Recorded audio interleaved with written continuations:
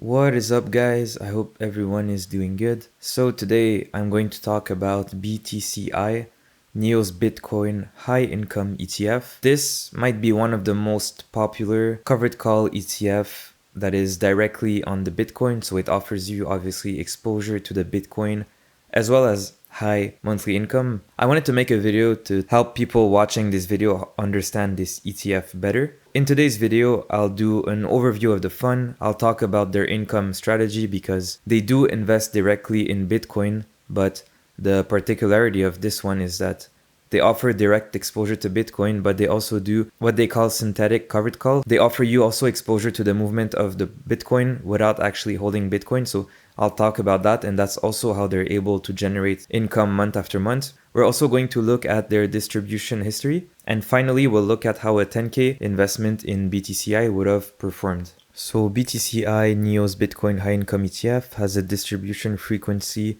that is monthly, as we know. The expense ratio is almost 1%, but that is expected as this is a covered call ETF, so it's actively managed and they have to monitor all of their options that are open and their covered calls and etc. etc.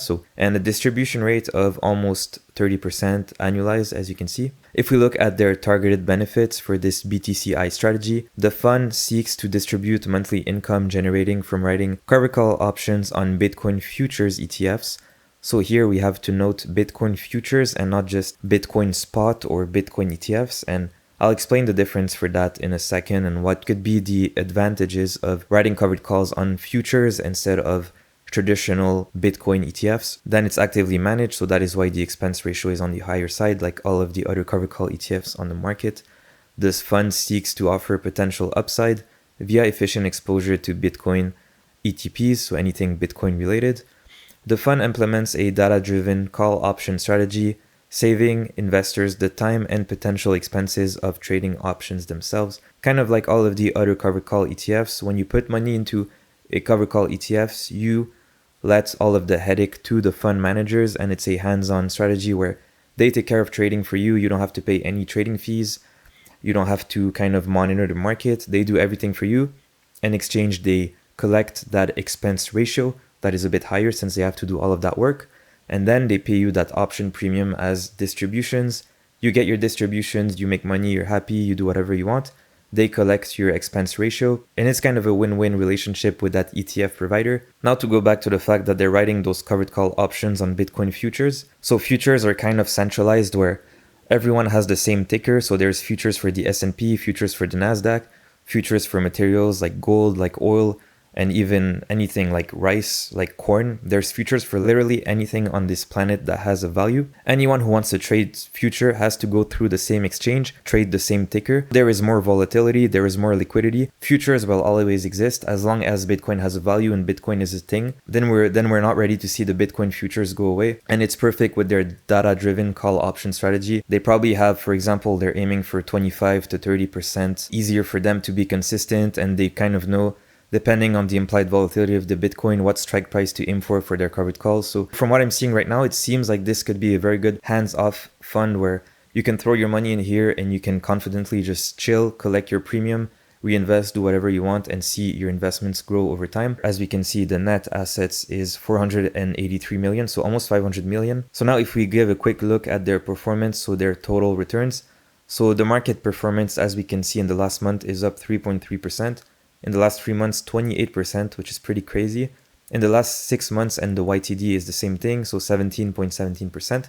And since inception is 48.27%, so almost 50% since inception as of June 30th. And I think that right now it's even more than that. Pretty crazy returns as this ETF has been out for less than a year and you're already up 50% on your initial investment. Now, just for fun, I pulled up BTCI versus the S&P versus IBIT, which is simply just the Bitcoin ETF from iShares. As we can see, both BTCI and IBIT have been putting the S&P to shame. Since mid-October, which is the inception of BTCI, we can see here that BTCI has a total return today of 58.71% and IBIT has a total return of 72%. So this is normal, obviously, if you're going to invest in a covered call call ETF on the Bitcoin, you're giving up some upside for some income. Nonetheless, 58% in less than a year is insane results compared to the S&P here, who looks like nothing, which is only up 9%, and 9% is still very good returns, especially for an index like the S&P 500. Bitcoin has been blowing off, and at this day, it's really not comparable to the S&P, so congrats to anyone riding that wave. When you look at their holdings, that's where you can maybe see a difference with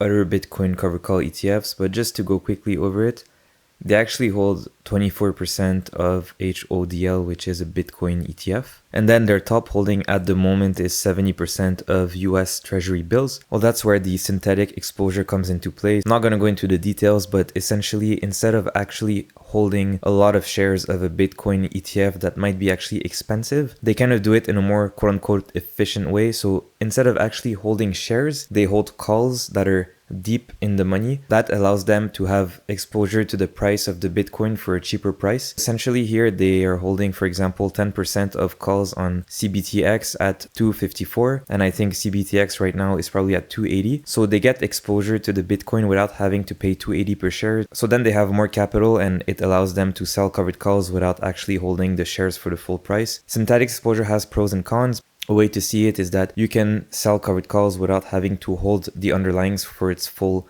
price. Obviously, they've been doing a good job, and even if we have synthetic exposure, as we see on this chart here, we're still able to capture some growth as well as some great income. So as you can see here, the inception date of BTCI was October 17, 2024. The opening price was $50.25. Now let's say we invested $10,000. I added $50 just so we can say that we bought 200 shares instead of 199, just to round it up. I'm going to leave drip here at false. So we end with 200 shares and we start with 200 shares since we're not dripping anything. The end price is $62.59 at the last distribution.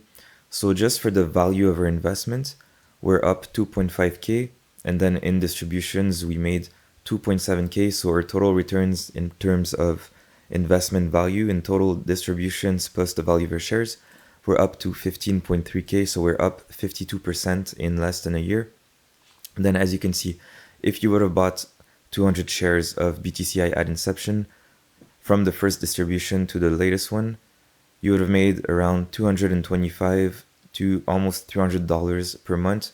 So as you can see, there's a bit of variation here in the distribution, and this is normal, and it's probably due to the implied volatility of the Bitcoin as well as the value of Bitcoin over time. Obviously, if the value of Bitcoin is higher, the distributions will be higher as well. The yield seems to be around 27 to 28%. I added the average and the median here. So as you can see, the average and the median are pretty close. They're both around 29%. So let's say BTCI keeps doing what they're currently doing. You should expect a yield of around 28 to 29% on your investment, which is very, very good. So here, as we can see, turning on drip didn't make a big difference. But since we are buying around 4 to 5 shares a month, depending on how much distributions we're getting and the price of the ETF itself, the good thing about drip, our distributions are consistently climbing. So we started with $225, then $287, $300, $330, $310, $300, $287, and then we're back up to $352, $332, and $357. So drip really helps to buy more shares and increase our lowest thresholds for distribution. So since we're grabbing more and more shares, even if the distributions go down, we're at least securing around a minimum of $300 a month of distributions at the latest distribution. And right now you would have made $357 in the month of July 2025. And here our total returns would be 54% compared to 52%. So drip is not going to make a big difference. But over the months and over the years, that's where we're going to see a big gap between dripping and not dripping your shares. And as you can see, if you're not dripping your shares, you would have made almost 30% of your investment back in less than a year. So that's very good. And let's say the average yield is about 29%. It should take you about 3 years to get back your initial investment and then hit the quote unquote house money status. When we look at the drip return calculator, it's basically the same thing as the Excel sheet I just showed you.